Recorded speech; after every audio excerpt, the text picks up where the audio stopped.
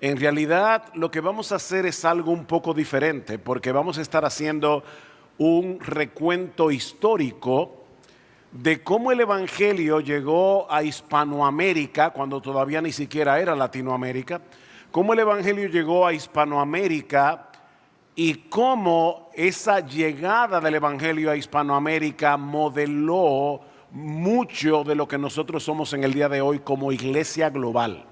Pero antes vamos a orar, vamos a pedir al Señor que nos dé de su gracia en este recuento histórico, que más que historia es historia teológica, es similar al libro de los Hechos, donde Lucas nos habla del avance del Evangelio en los primeros siglos, pero lo hace desde una perspectiva teológica. Bueno, eso es básicamente algo así lo que vamos a hacer en la noche de hoy. Pero primero vamos a orar, vamos a pedir al Señor que sea con nosotros en esta hora. Padre, nosotros queremos darte muchas gracias porque tú nos has dado de tu gracia en el día de hoy, el poder estar aquí, poder escuchar tu palabra, ser retados a la necesidad que hay, no solamente en América Latina, sino en todo el mundo y mayormente en el sur global, donde se calcula la necesidad de más de 300,000 pastores nuevos cada año que nosotros necesitaríamos. Señor, pon en nuestros corazones un peso por tu iglesia para hacer la obra a la que tú nos has llamado. Ven, oh Dios, te lo rogamos, porque te lo pedimos en Cristo nuestro Salvador. Amén y amén. Yo conocí al Señor en el año 1977. Mi mejor amigo se convirtió al Señor, me invitó a una iglesia. En ese momento yo era agnóstico, o creía yo que era agnóstico, pero lo que quiero traer a colación es que cuando yo visité por primera vez esa iglesia en verano de 1977, fue la primera vez que yo tuve un contacto significativo con cristianos en toda mi vida. Yo tenía casi 18 años de edad en ese tiempo, y nunca en mi vida había tenido contacto con ningún creyente. De hecho, nunca en mi vida ni siquiera había abierto la Biblia. Pero traigo a colación este punto de la historia porque cuando nosotros miramos lo que era el Evangelio en República Dominicana hace 47, 48 años atrás, y lo comparamos con lo que es el Evangelio en el día de hoy, definitivamente, hermanos, ha habido un cambio enorme. Y el Señor nos ha permitido estar, creo que en casi todos los países de América Latina, con la excepción de Uruguay y Belice, y haber visto desde Brasil hasta México lo que Dios ha estado haciendo. Definitivamente, mis hermanos, algo muy bueno está pasando en América Latina en estas últimas décadas. Y nosotros debemos darle muchísimas gracias al Señor. Muchas personas convirtiéndose, un evidente amor por el Evangelio bíblico. Eso debe ser un motivo de profunda gratitud al Señor. Ahora, al mismo tiempo debemos estar conscientes, y creo que nuestro hermano Richard Pratt hizo un buen trabajo en la hora anterior para ayudarnos a ver esto a través de la carta de Pablo a Tito, pero debemos estar conscientes de que si queremos que ese fruto prevalezca en el tiempo, nosotros necesitamos iglesias locales sanas y líderes bien formados. Necesitamos iglesias locales sanas y líderes bien formados. En esta primera ponencia yo quisiera trazar, ya les decía al principio, la trayectoria histórica, teológica y espiritual de la iglesia evangélica, obviamente en América Latina, y mostrar cómo ese camino que nosotros hemos recorrido básicamente desde mediados del siglo XIX hasta el día de hoy ha moldeado nuestro liderazgo evangélico en muchas iglesias y en un sentido general. Mañana vamos a ver algunas estrategias para la formación de líderes sanos, pero hoy lo que quiero hacer básicamente es un recuento histórico y sacar algunas lecciones prácticas de esa historia. Cuando el cristianismo, y lo digo muy entre comillas, llegó a Hispanoamérica, vino atado al proyecto colonial. Un siglo después de la llegada de Colón, en el año 1492, la corona española había impuesto su dominio en buena parte de la región bajo el pretexto de evangelizar estas tierras. Y otra vez uso la palabra evangelizar entre comillas. Esa empresa colonizadora no solamente trajo consigo los errores doctrinales del catolicismo romano, sino también métodos coercivos de conversión. Siempre se ha dicho, ¿verdad?, que los católicos romanos llegaron aquí teniendo en una mano la cruz y en la otra el arcabuz. Era o te conviertes o te mato. El famoso requerimiento, que fue un documento publicado en el año 1513, exigía a los nativos de estas tierras reconocer la autoridad del Papa y del Rey de España, así como permitir la predicación del supuesto evangelio que predicaba el catolicismo. Si se negaban, se justificaba la guerra y la esclavitud, y la excusa que ponía el documento es tal como hicieron los israelitas en la conquista de Canaán. Muchos de los que no se rebelaron, porque hubo varias rebeliones, incluyendo aquí en la Hispaniola, pero muchos de los que no se rebelaron adoptaron ritos católicos mientras mantenían sus prácticas paganas. Y así nació un sincretismo que perdura hasta el día de hoy. La religiosidad sacramental del catolicismo romano mezclado con animismo y santería. Ahora, ¿por qué es importante este dato? Porque esa práctica o esa mezcla preparó el terreno para alguna de las expresiones extremas del neopentecostalismo que nosotros comenzamos a ver en el siglo XX y que todavía vemos en el siglo XXI. Extremos que nada tienen que ver con el evangelio de Cristo, como veremos en un momento. Es brujería disfrazada de cristianismo. El catolicismo romano dominó religiosamente Hispanoamérica por siglos hasta las guerras de independencia. Yo sé que algunos de ustedes hace ya unos cuantos años que pasaron por la escuela, así que déjenme darles algunos datos que seguramente vieron en el bachillerato. Durante los años 1810 a 1825, España perdió casi todas sus colonias americanas. En 15 años. En ese contexto comenzó a penetrar el protestantismo por medio de inmigrantes y sobre todo a través del movimiento misionero que arrancó muy tímidamente a mediados del siglo XIX. Uno de los primeros misioneros que vinieron aquí fue Diego Thompson, que llegó a la Argentina en el año 1815. Estamos hablando de esfuerzos muy tímidos, pero eso iba a tomar un giro sorprendente a mediados del siglo XX. Y para que ustedes puedan dimensionar lo que estamos hablando, pero perdón, déjenme volver un poquito atrás. Hermanos, yo quiero que nosotros veamos la historia como lo que es. La historia es los decretos de Dios en el tiempo. Dios es el soberano de la historia.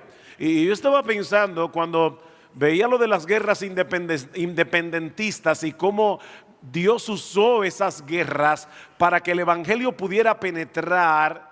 El catolicismo romano nos tenía secuestrados.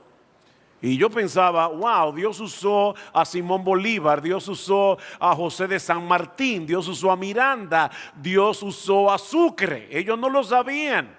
Pero en la providencia del Señor, Dios estaba abriendo camino para que el evangelio pudiera llegar a estas tierras. Increíble. En el año 1900 había 50,000 protestantes en toda América Latina. 50,000. 1 millón en 1930. 5 millones en 1950, 10 millones en 1960, 20 millones en 1970. Para el año 2000 el número de los evangélicos rondaba los 100 millones y para el año 2020 el número ascendía a unos 540 millones.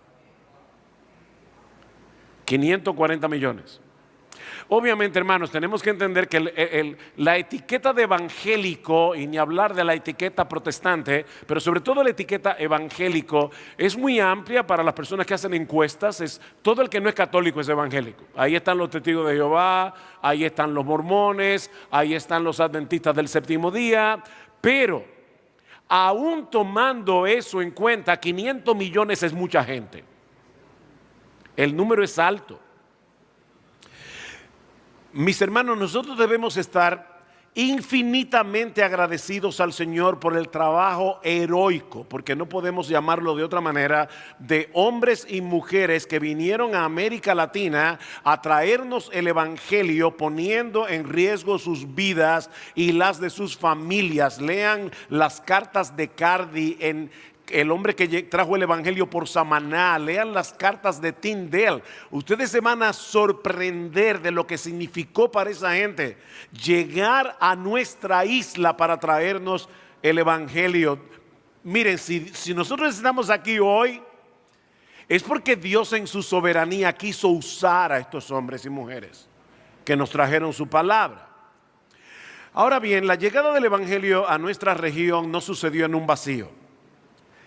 Recuerden, el movimiento misionero toma impulso a partir del 1900, aunque hubo misioneros antes, pero el movimiento misionero toma su impulso a partir del año 1900 y muchas cosas o algunas cosas estaban pasando en los Estados Unidos mayormente.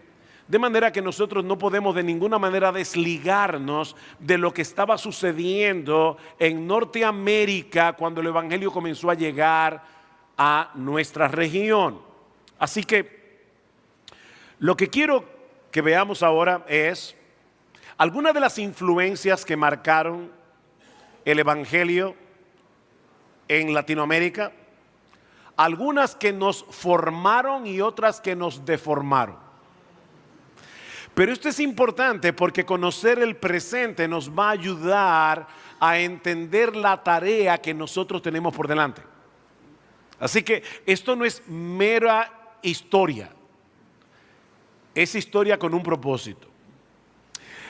La primera de esas influencias que quisiera mencionar aquí por el impacto tan profundo que tuvo en el entendimiento que muchos tienen en el día de hoy del evangelio y del evangelismo es Charles Finney. Charles Finney. Aunque muchos lo llaman el padre del avivamiento moderno, las tesis de Finney son funcionalmente pelagianas y son incompatibles con el evangelicalismo ortodoxo. Muchos de ustedes saben quién era Pelagio, no voy a meterme en ese tema ahora.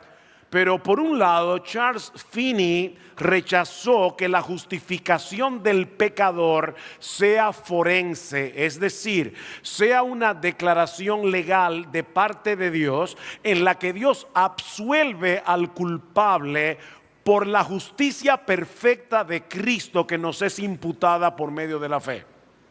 O sea, Finney rechazó la justificación por la fe como una imputación de la justicia de Jesucristo. Él admitía que el pecador es tratado como justo, pero no por una imputación de la justicia de Jesús, sino debido a una amnistía divina sin base en la justicia de Jesucristo. Y mis hermanos, esto es absolutamente contrario a las enseñanzas del Nuevo Testamento. Solo basta con leer Romanos entero, pero si quieres más específicamente Romanos capítulo 3, Romanos capítulo 4, la carta de Pablo a los Gálatas, que dice Pablo en 2 Corintios capítulo 5 versículo 21, al que no conoció pecado, por nosotros Dios a él lo hizo pecado, para que nosotros fuésemos hechos justicia de Dios en él. Y en Romanos capítulo 4 Pablo habla de aquellos a quienes Dios imputa justicia sin obras. Y la palabra imputación básicamente lo que significa es que cuando nosotros confiamos en Jesús, nuestros pecados son echados a Él en la cruz, su justicia perfecta es puesta en nuestra cuenta por medio de la fe. Del mismo modo, Charles Finney negó la expiación sustitutiva, es decir, que Cristo murió en nuestro lugar en la cruz del Calvario, negó el pecado original, negó la depravación total, así como el hecho de que la regeneración es una obra monergística obrada en el pecador por el Espíritu Santo. Cuando hablamos de una obra monergística, lo que estamos hablando es que la regeneración es obrada únicamente por la obra del Espíritu Santo. Tú y yo no hicimos absolutamente nada para nacer en este mundo.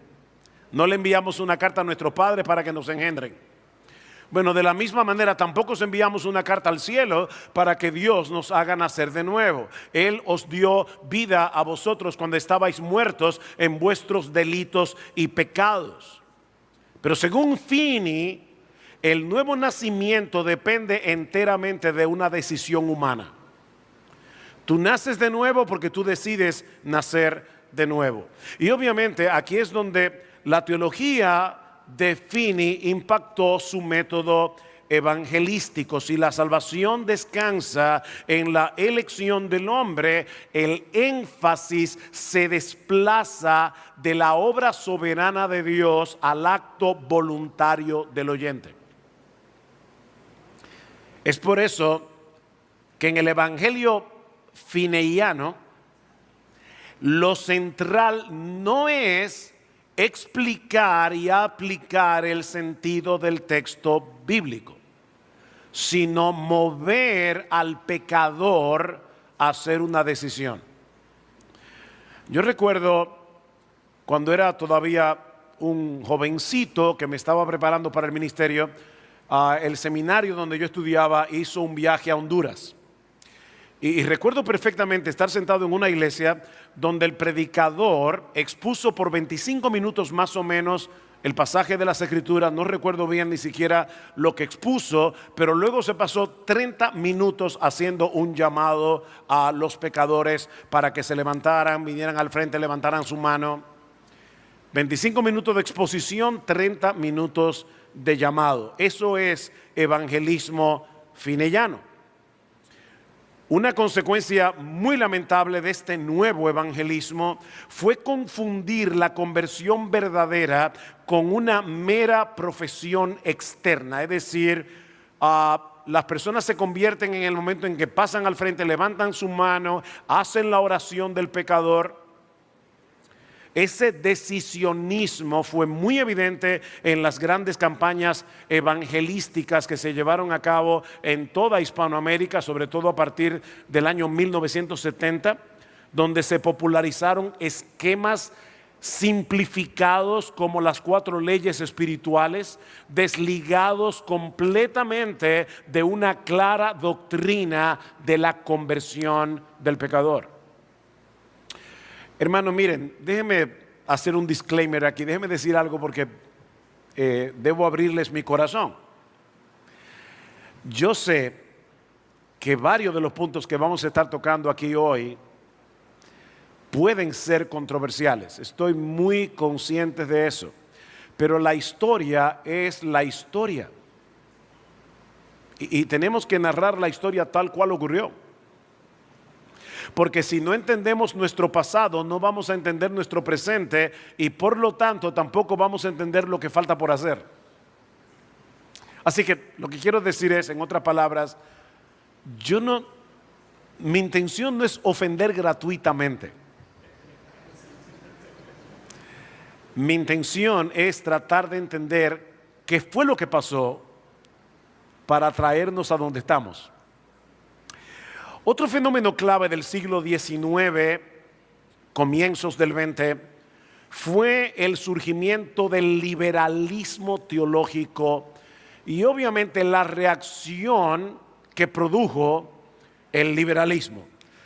Durante los años de 1865 al 1917, El cristianismo enfrentó un reto formidable debido al surgimiento del darwinismo, la alta crítica y la psicología freudiana. Era como si de repente todo lo que se daba por sentado hasta este momento no era así. Así nace el liberalismo como un intento de salvar al protestantismo, librándolo de las tradiciones. De ahí el término liberal. O sea, era una liberación. Estamos librando al cristianismo de tradiciones arcaicas para que el cristianismo pueda sobrevivir. Según ellos, los rápidos cambios que se estaban suscitando en el mundo académico requerían una nueva interpretación de la fe cristiana.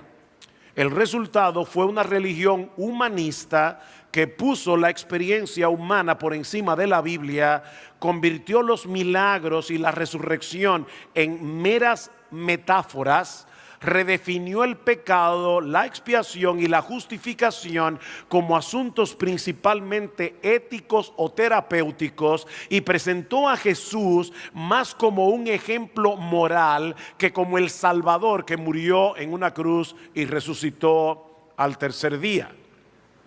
¿Voy muy rápido? ¿Vamos bien? Ok.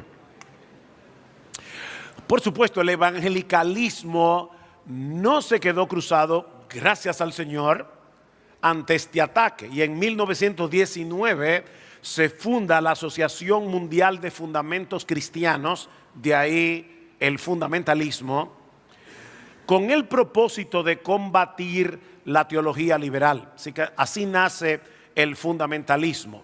Y debo decir, mis hermanos, que en un tiempo de mucha turbulencia, estos creyentes como Gresham Machen levantaron un bastión de defensa de las doctrinas cardinales del cristianismo. Fundaron institutos bíblicos, seminarios, editoriales, revistas, pero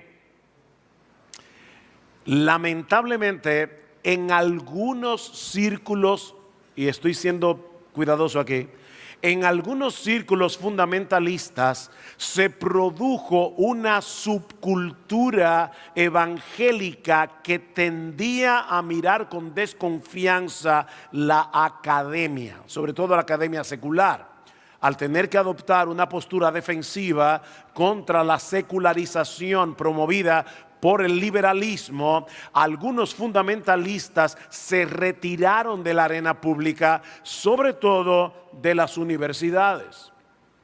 Y de hecho, yo recuerdo hermanos de mucho tiempo atrás que me contaban cómo en su época no era muy bien visto que los jóvenes evangélicos fueran a estudiar a una universidad, a hacer una carrera, sobre todo una carrera de artes o de humanismo. No me refiero a humanista en el sentido filosófico, sino estudiar filosofía, estudiar historia. O sea, para algunos decían, bueno, yo prefiero que mi hijo sea bruto pero piadoso.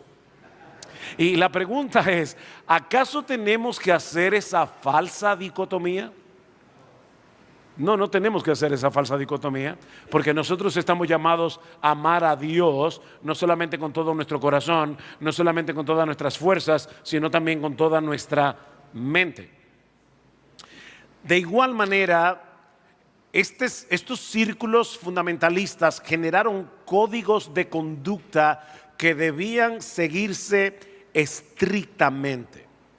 Y algunos aspectos de esta subcultura evangélica fueron exportados a América Latina, donde el legalismo y la desconfianza de lo académico llegaron a formar parte del ADN de muchas iglesias evangélicas en sus inicios. De hecho, yo recuerdo perfectamente cuando en verano de 1977 fui entrevistado para bautizarme. Y la pregunta era la siguiente: ¿tú vas al cine? O sea, a mí nadie me preguntó qué yo pensaba del evangelio. A mí nadie me preguntó por qué yo creía que yo era salvo. La pregunta es, aunque ustedes no lo crean, hermanos, yo llegué a Cristo con una melena. Yo sé que es difícil de creer. Sí, es difícil de creer. Pero durante toda mi adolescencia, mis orejas nunca vieron la luz del sol. Cuando yo llegué a la iglesia, lo primero que me pidieron fue que me pelara. Entonces, esa era la preocupación. No ir al cine, cortarse el pelo, eran códigos que había que seguirlos muy estrictamente. Ideas como seminario es igual a cementerio. ¿La han oído? ¿No? Bueno, yo sí la oí. En no pocas iglesias se desaconsejaba estudiar teología formal. Te vas a enfriar. De hecho, yo recuerdo, yo fui a un seminario con 18 años, decidí dejar mi carrera e irme a un seminario. Y cuando yo regresé de vacaciones, mucha gente comenzó a decir, Sugel no es el mismo, ha cambiado, ahora está frío y no sé cuántas cosas más. Así que yo no estoy hablando de nada que yo haya leído en un libro. Lo cual, obviamente, hubo que sustituirlo por cursillos rápidos de fin de semana para formar pastores. Pastores jóvenes que querían hacer una maestría, por ejemplo, eran vistos con sospecha. El éxito medido por separación, no por fruto, esa fue otra consecuencia. O sea, se celebraba el no hacemos, ponle ahí, llena tú la raya. No hacemos ni esto, ni aquello, ni lo otro.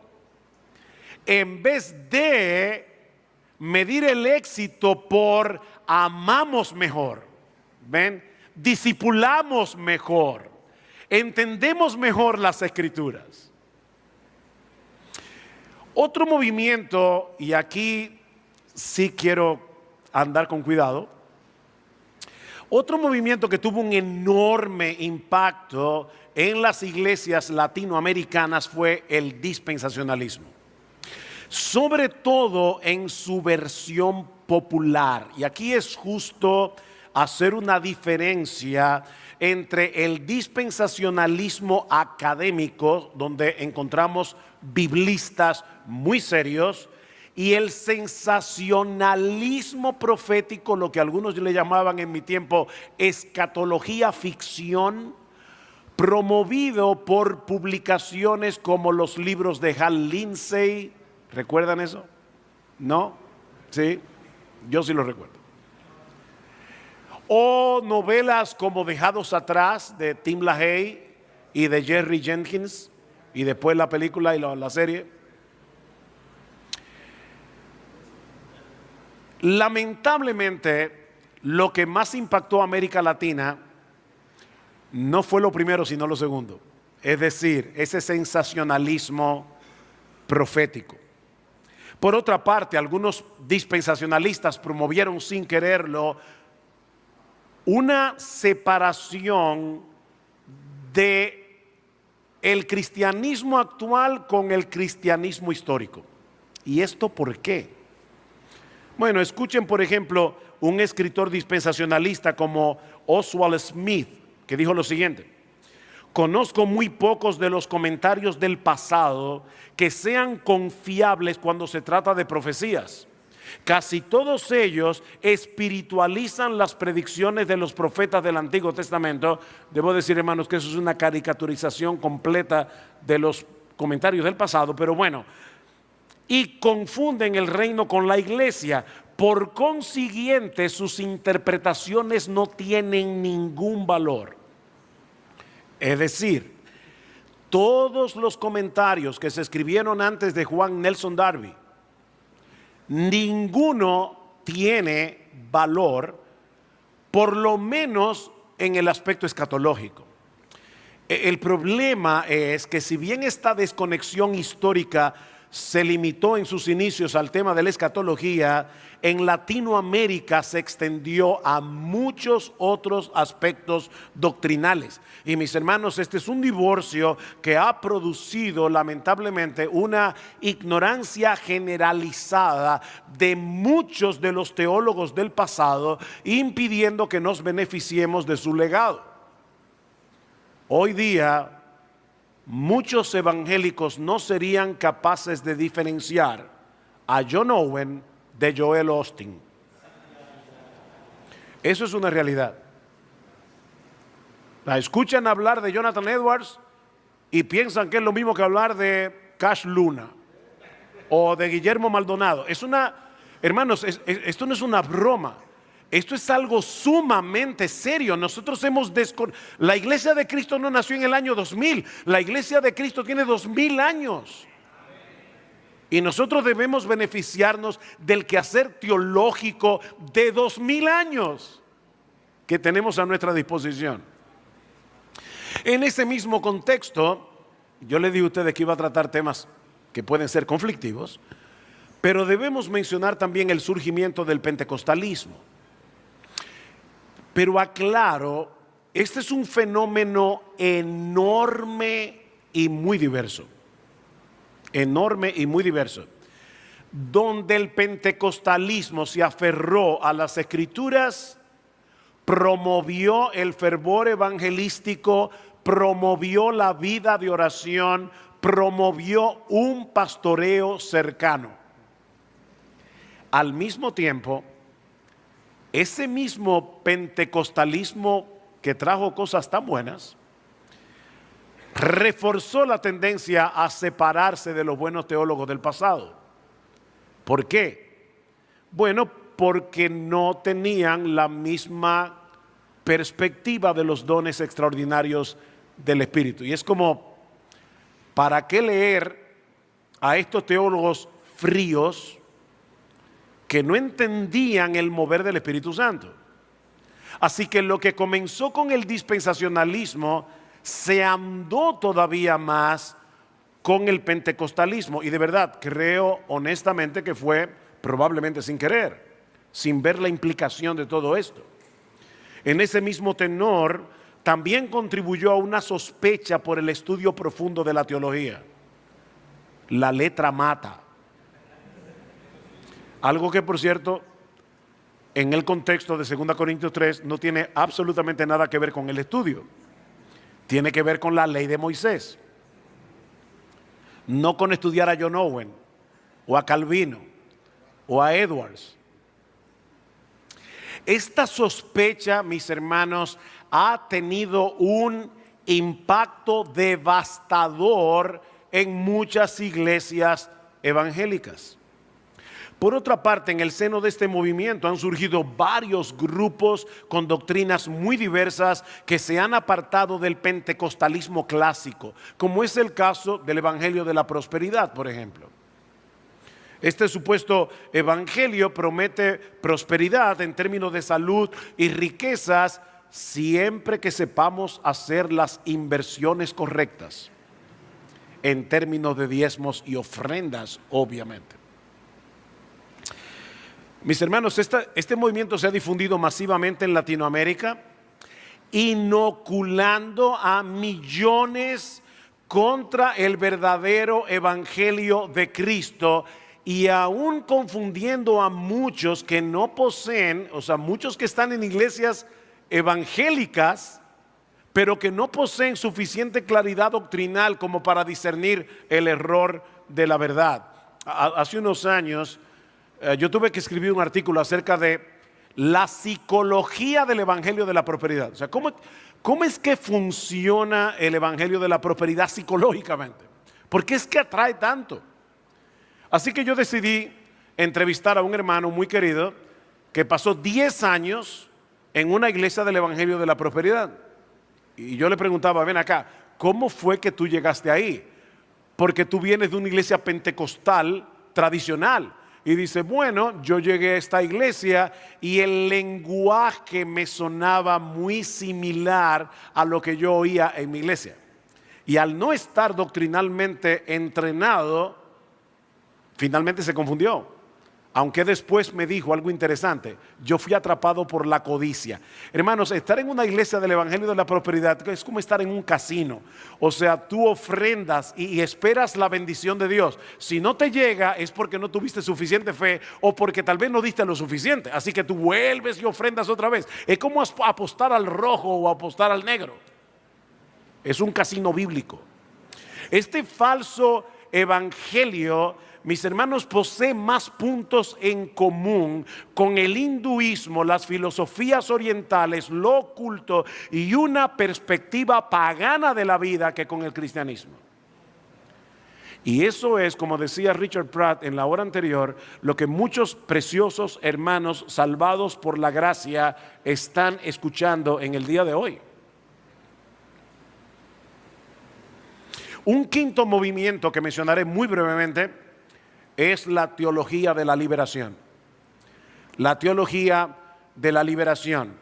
Esta teología nace en América Latina a finales de los 60 como una denuncia profética ante la injusticia y la opresión, pero tomando prestadas herramientas marxistas y leyendo la Biblia como un manual de emancipación sociopolítica. O sea, en vez de ver una historia de redención que fue planeada y decretada en la eternidad por el Padre en conversación con el Hijo y el Espíritu, obviamente estoy hablando como humano, Dios tenía el plan de la salvación desde toda la eternidad porque Dios no aprende nada. Dios lo sabe todo, Él es omnisciente y lo sabe desde toda la eternidad. Yo no entiendo eso, ni tú tampoco. No. Si alguien me dice a mí que entiende la omnisciencia, probablemente te voy a decir, yo creo que tú no estás entendiendo lo que es la omnisciencia. Yo puedo entender la declaración teológica de la omnisciencia, pero yo no entiendo cómo un ser puede existir desde siempre y saber todo lo que sabe desde siempre. No lo entiendo. ¿Tú lo entiendes? Yo no. Ok, pero de más está decir que los creyentes debemos acordarnos de los pobres, los creyentes debemos estar en contra de la injusticia, de la desigualdad y de la opresión.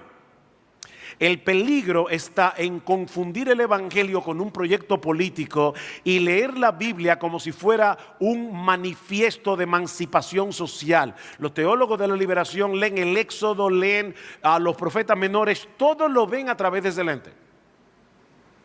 La teología de la liberación convierte a la iglesia en una especie de ONG, básicamente, y termina eclipsando el verdadero significado de la obra redentora de Cristo. Ahora, yo debo decir que en República Dominicana la teología de la liberación no tuvo prácticamente ningún efecto, ningún impacto.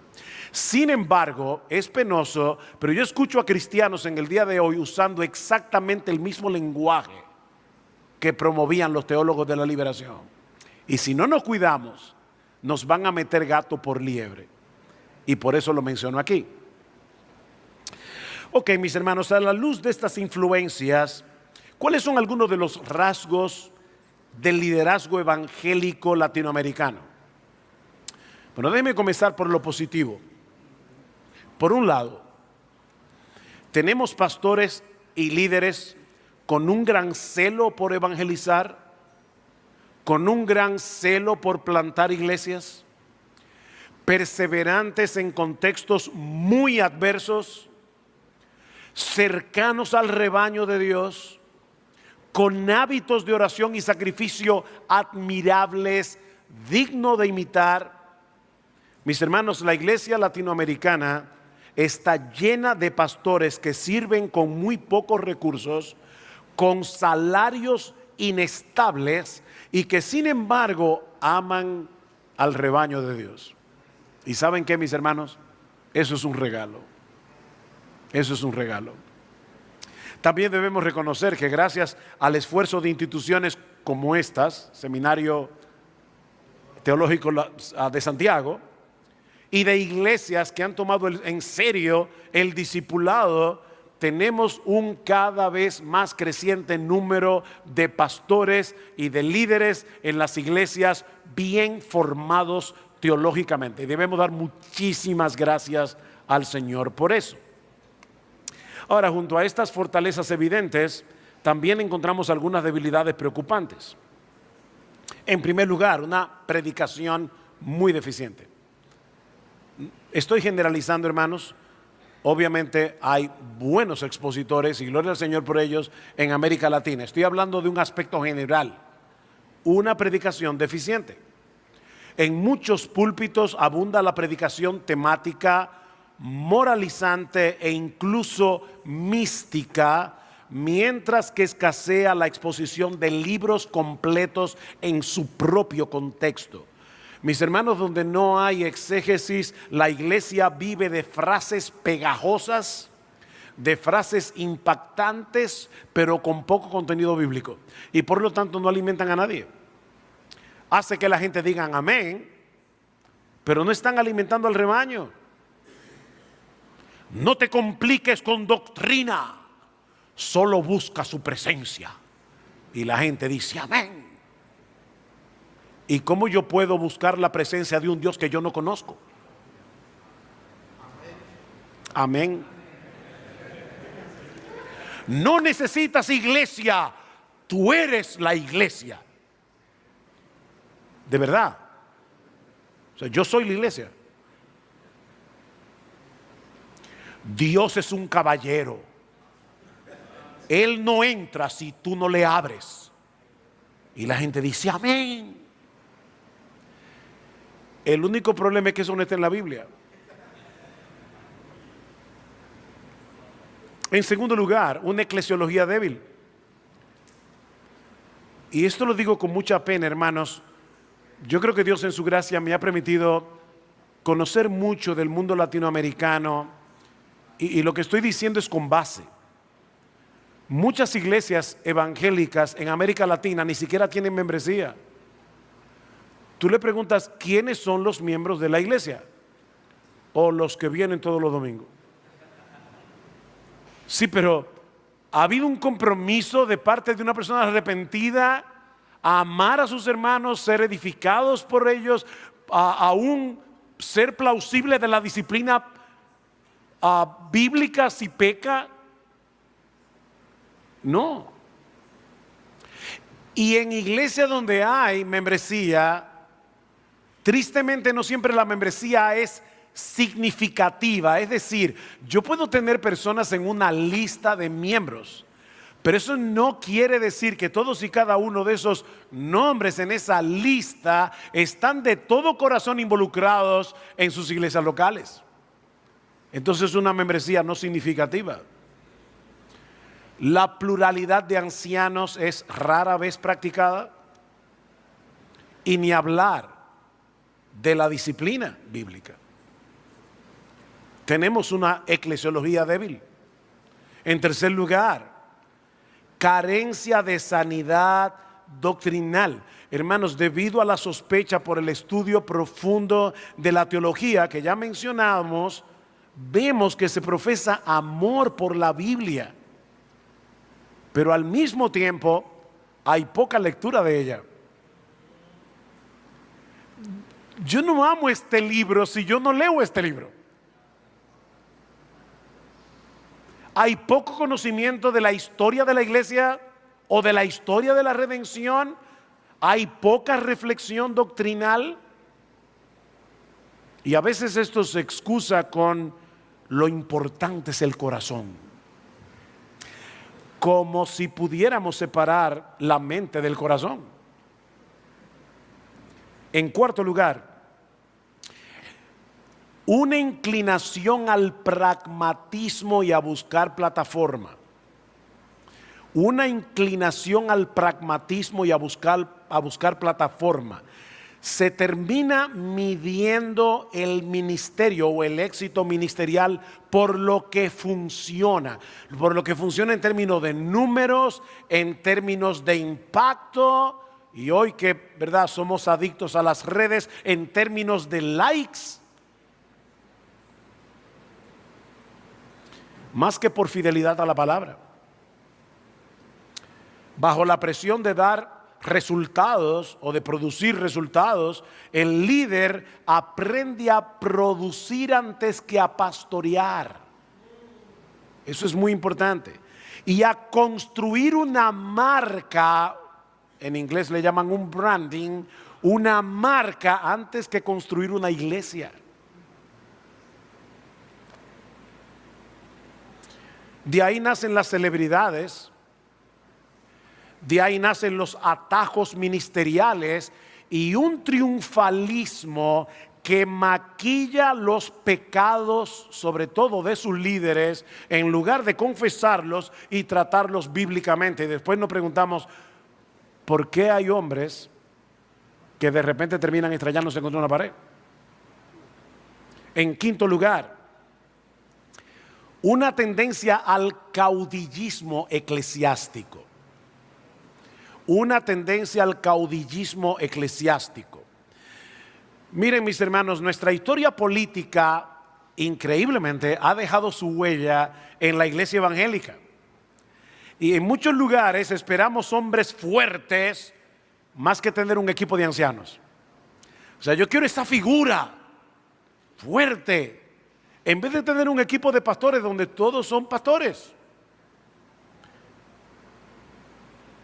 En vez de formar sucesores, hay pastores que se aferran a la silla, igual que lo harían en cualquier partido político. Mis hermanos, esto asfixia a la iglesia y corta la transmisión de liderazgo a la siguiente generación, que es de lo que estamos hablando en este simposio. 4 necesidades impostergables. A la luz de este diagnóstico, permítanme señalar 4 necesidades impostergables, algunas de las cuales vamos a desarrollar a partir de mañana, con más calma. En primer lugar, una necesidad impostergable: volver a la iglesia local como centro de formación de líderes. Volver a la iglesia local como centro de formación de líderes. Hermanos, esto es tan obvio en la Escritura. La gran comisión no es solo evangelizar, es hacer discípulos que se integren a iglesias locales. ¿Saben cuál es el problema? Nosotros hemos divorciado Mateo 28 de Mateo 16. ¿Qué dice Jesús en Mateo 16? Yo edificaré mi iglesia. Él está edificando su iglesia. Ok, ¿cómo Él va a edificar su iglesia? A través del cumplimiento de la gran comisión. Id a ser discípulos de todas las naciones, bautizándolos, que es la puerta de entrada a la membresía de la iglesia local, bautizándolos en el nombre del Padre y del Hijo y del Espíritu Santo, y enseñándoles a guardar todas las cosas que yo os he mandado. Esa es la gran comisión. Bueno, es en el contexto de la iglesia que obedece esa gran comisión donde se forman líderes. Es en ese contexto, no en los seminarios. Hermanos, los seminarios son una ayuda para la iglesia, pero son un problema cuando se convierten en un sustituto de la iglesia. Ningún seminario puede sustituir lo que pasa en una iglesia, en un cuerpo vivo de creyentes. Y hermanos, yo no estoy en contra de los seminarios. Por eso estoy aquí. Y enseño por lo menos en 2 seminarios. Segundo, necesitamos recuperar la predicación expositiva como norma. La predicación expositiva como norma. La iglesia vive de toda palabra que sale de la boca de Dios. Necesitamos pastores y predicadores que alimenten al rebaño con todo el consejo de Dios. ¿Saben qué, mis hermanos? Sin ese fundamento, cualquier reforma será mucha espuma y poco chocolate. Tercero, no lo voy a ampliar porque ya Pratt se dedicó a eso en la hora anterior. Formar hombres de carácter, no celebridades y mucho menos influencers. Primera Timoteo 3, Tito 1. Pablo coloca la piedad antes que los dones. Necesitamos procesos de evaluación bíblicos a la hora de elegir nuevos líderes. O sea, necesitamos ir a través de todas las características de 1 Timoteo 3, de Tito 1 y preguntarnos si el hombre que estamos colocando en el ministerio pastoral tiene ese perfil. Necesitamos mentoreo, necesitamos fomentar una cultura de rendición de cuentas en la iglesia. Y cuarto, vencer la fobia académica a través de un discipulado profundo. Vencer la fobia académica, a través de un discipulado profundo. Hermanos, yo no estoy hablando de un elitismo intelectual. Estoy hablando de amor por la verdad. Estoy hablando de amor por Dios que se revela en su palabra. Necesitamos más teología sistemática, no menos. Necesitamos más teología bíblica, es decir, entender el desarrollo de la historia redentora desde el protoevangelio de Génesis 3:15 hasta Apocalipsis. Necesitamos eso. Necesitamos historia de la iglesia. Necesitamos bibliotecas esenciales en español. Y hermanos, gloria al Señor por lo que está pasando hoy. Yo creo que Pratt tiene razón, vivimos en la mejor época. Yo recuerdo cuando yo me convertí, encontrar un buen libro en español no era nada fácil. Hoy día se publica un libro en inglés y a veces al año siguiente ya sale en español. ¡Qué bendición! Pero, ¿de qué sirven los libros si no los leemos? Necesitamos más lecturas de buenos libros del pasado y del presente. Hermanos, el obrero aprobado es un estudioso humilde, no un improvisador. Es un estudioso humilde, pero no un improvisador. Quiero cerrar con dos palabras, una de ánimo, otra de exhortación. La primera: hermanos, Cristo ama a su iglesia también en América Latina. Cristo ama a su iglesia en América Latina, más de lo que nosotros la amamos. Él prometió edificar a su iglesia y que las puertas del Hades no iban a prevalecer contra ella, y eso incluía América Latina. Así que no estamos tratando de rescatar una causa perdida. No. Estamos cooperando con el Señor de la mies, a quien nadie va a poder vencer.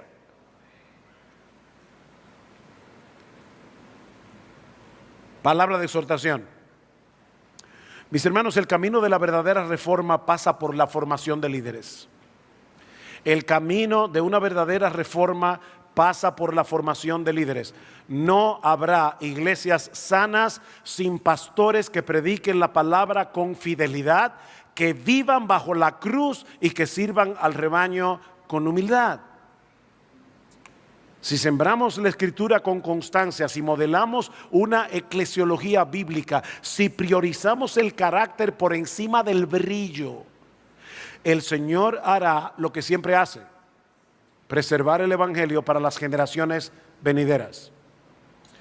El futuro liderazgo en América Latina no depende de una estrategia ingeniosa. Depende de años formando a unos pocos que formarán a otros. Jesús se pasó 3 años y medio con 12 hombres. Y uno de ellos era un traidor. Y cambió el mundo. 3 años, 12 hombres. Y aquí estamos, predicando el glorioso evangelio de nuestro precioso Señor. Así que no necesitamos ser genios. Necesitamos ser bíblicos. Y de eso estaremos hablando el resto de esta conferencia. Que el Señor nos ayude y que el Señor nos anime. Vamos a orar. Padre, queremos darte muchas gracias por darnos la oportunidad de estar aquí hoy, de hablar de estas cosas que son tan relevantes, tan importantes para el futuro de tu iglesia en nuestros países latinoamericanos. Oh Padre, bendice a cada hombre que se encuentra aquí en este lugar. Te damos gracias por cada uno de ellos, por los ministerios que representan, y te pedimos, oh bendito Señor, danos de tu palabra este fin de semana. Anímanos con tu palabra para salir de este lugar con la determinación de hacer lo que hay que hacer para la gloria de tu nombre y para el bien de tu pueblo, porque te lo pedimos en el precioso nombre de Jesús. Amén y amén.